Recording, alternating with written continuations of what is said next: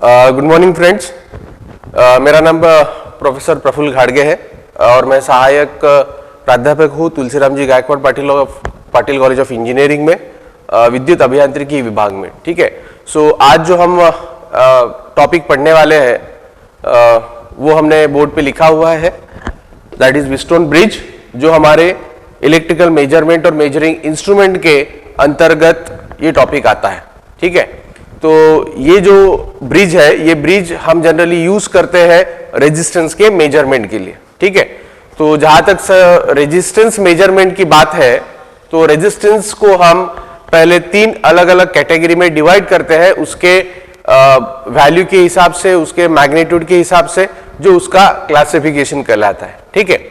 So measurement of resistance, inductor और capacitor, ये 3 जो हमारे बेसिक एलिमेंट्स है इलेक्ट्रिकल इंजीनियरिंग के, इन तीनों के मेजरमेंट करने के लिए अलग अलग मेथड्स, अलग अलग क्या बोल सकते हैं हम, अलग अलग मेथड्स और अलग अलग टेक्निक्स यूज होते हैं, अलग अलग ब्रिजेस यूज होते हैं। उसमें व्हीटस्टोन ब्रिज ये बहुत ही ज्यादा पॉपुलर, बहुत ही ज्यादा रिलायबल और एक्यूरेट हमारा ब्रिज है, जिसके थ्रू हम मीडियम रेजिस्टेंस का मेजरमेंट करते हैं। अब जैसे कि मैंने आपको बोला कि रेजिस्टेंस को जो है हम 3 अलग अलग क्लासेस में डिवाइड कर सकते हैं। तो पहला जो हमारा क्लास होता है वो होगा लो रेजिस्टेंस। ठीक है। Low resistance.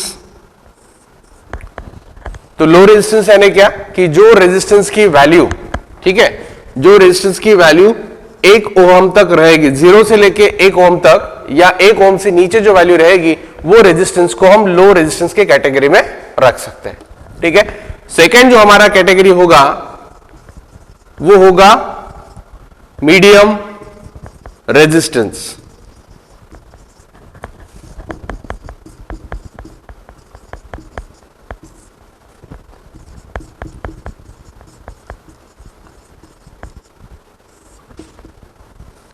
तो मीडियम रेजिस्टेंस के लिए जो रेजिस्टेंस का जो रेंज रहेगा वो थोड़ा सा अलग है। तो इसमें जो रेजिस्टेंस का जो रेंज रहेगा, वो रेजिस्टेंस का रेंज हमारा ग्रेटर देन 1 ओम रहेगा। ठीक है। बट वो 0.1 मेगा ओम के कम रहेगा। तो जब हमारे रेजिस्टेंस की वैल्यू ये रेंज में आती है 1 ओम से ज्यादा और 0.1 मेगा ओम या 100 किलो ओम, आप कुछ भी बोल सकते हैं, 0.1 मेगा ओम या 100 किलो ओम, ये रेंज में अगर आती है तो वो रेजिस्टेंस हमारा कौन से कैटेगरी में आएगा? मीडियम रेजिस्टेंस के। ठीक है। और जो तीसरा हमारा क्लास बनेगा वो होगा हाई रेजिस्टेंस। ठीक है। High resistance.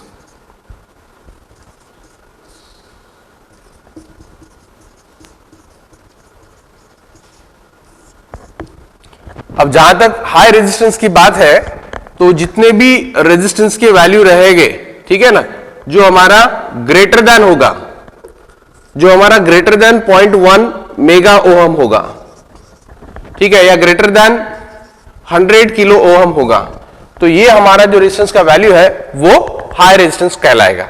तो ऐसे 3 हमारे रेजिस्टेंस के क्लासेस बनते हैं, लो, मीडियम एंड हाई।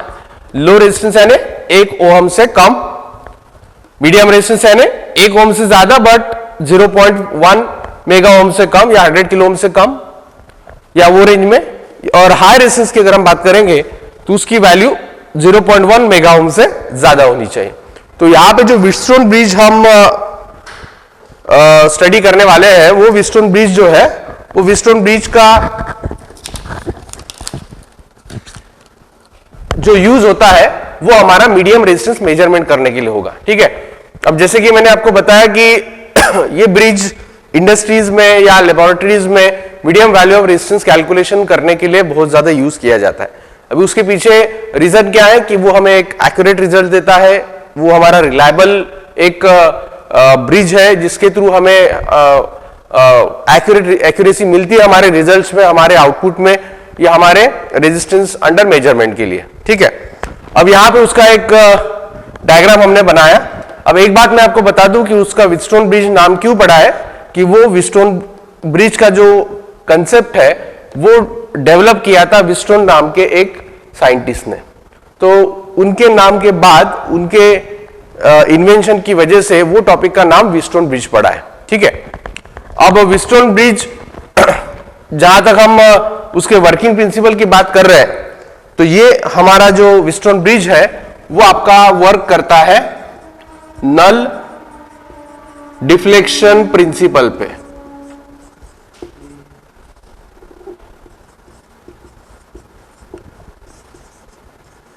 ठीक है, नल डिफ्लेक्शन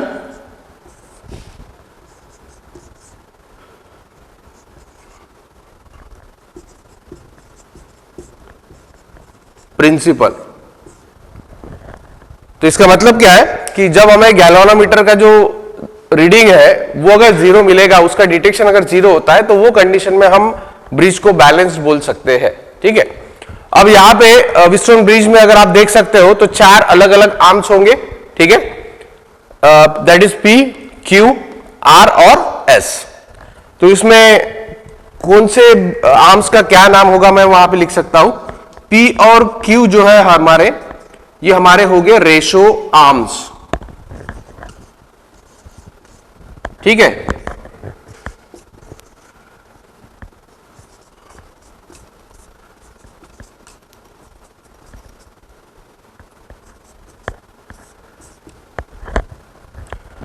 जो R हमारा होगा वो होगा हमारा अननोन रेजिस्टेंस, जिसकी वैल्यू हमें फाइंड आउट करनी है। ठीक है, या फिर हमें निकालना है।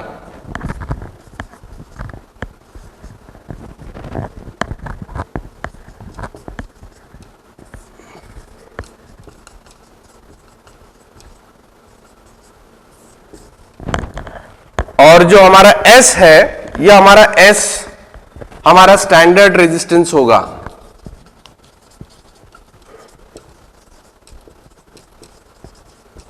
ठीक है, दैट इज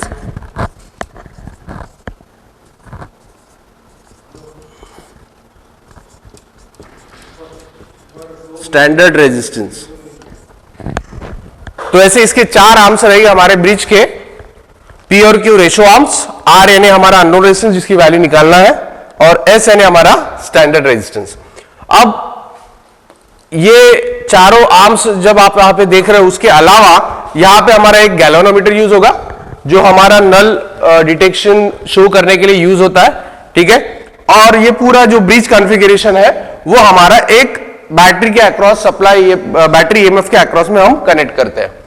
अब जो इसका नल डिटेक्शन प्रिंसिपल है, नल डिफ्लेक्शन प्रिंसिपल है, उसके हिसाब से ब्रिज हमारा तब बैलेंस होगा जब गैल्वेनोमीटर के अक्रॉस का वोल्टेज ड्रॉप या बी और डी टर्मिनल के अक्रॉस का पोटेंशियल ड्रॉप जीरो होगा।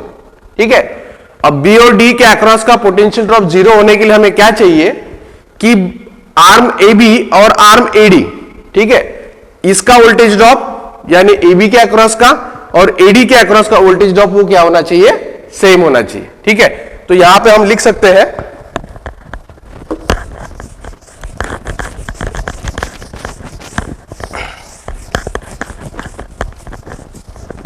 for bridge to be balanced,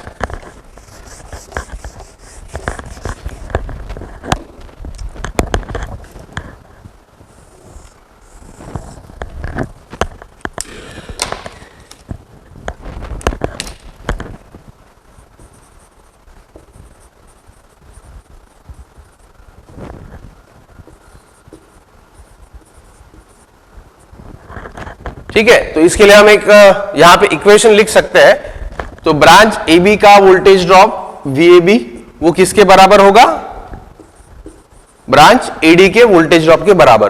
तो VAB अगर आप यहां पे कैलकुलेट करते हो ओम्स लॉ के हिसाब से, तो उसको हम लिख सकते हैं I1P that is equals to I2R। I1P ये किसके बराबर होगा, I2R के बराबर। इसका वोल्टेज ड्रॉप AB ब्रांच का voltage drop AB branch AD branch के वोल्टेज ड्रॉप के बराबर। ठीक है, अब यहां पे जैसे हम बोल रहे हैं कि हमारा गैल्वेनोमीटर जब जीरो करंट शो करेगा या इसके अक्रॉस का वोल्टेज ड्रॉप अगर जीरो हो रहा है, तो बट ऑफ कोर्स इसके थ्रू जो जाने वाला जो करंट रहेगा वो क्या हो जाएगा, जीरो। ठीक है, तो यहां पे हम IG लिख सकते हैं। IG यानी क्या है आपका गैल्वानोमीटर करंट।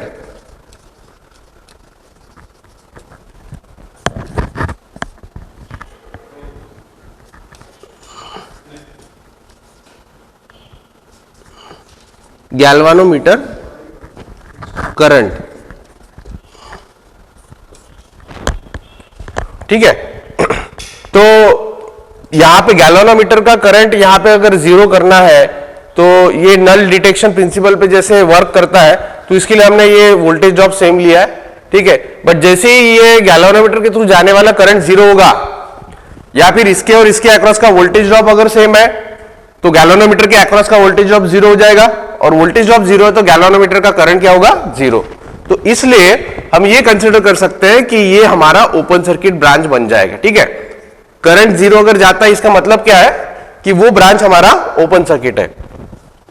तो ओपन सर्किट अगर होता है तो क्या होगा कि AB और CD के थ्रू, AB और BC के थ्रू ये ऊपर वाले ब्रांच का जो करंट रहेगा वो क्या हो जाएगा, सेम हो जाएगा।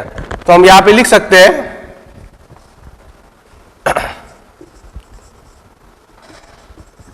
when galvanometer current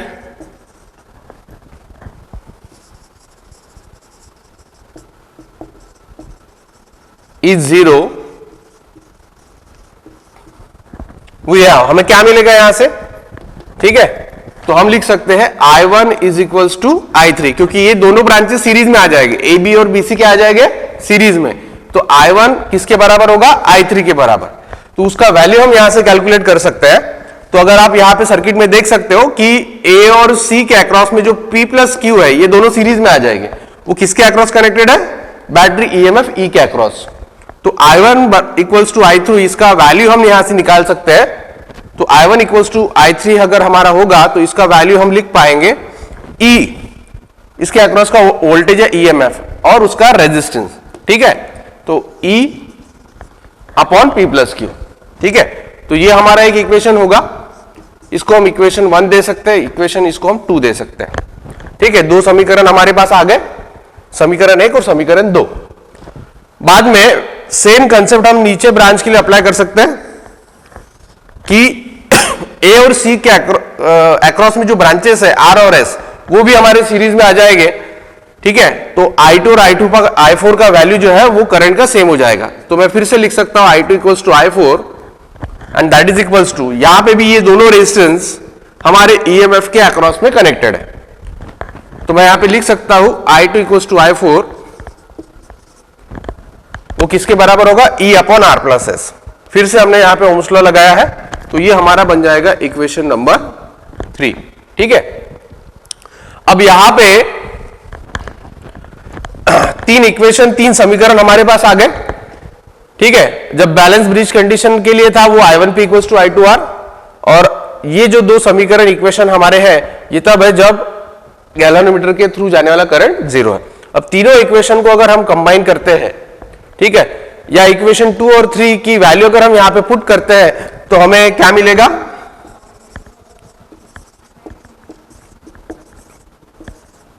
इक्वेशन 1, 2 और 3, समीकरण 1, 2 और 3 से हमें क्या मिल रहा है, देखो हम उसकी वैल्यू अगर यहां पे पुट करते हैं तो ये हमें मिल जाएगा E upon P plus Q, ठीक है। और यहां पे P पहले ही था,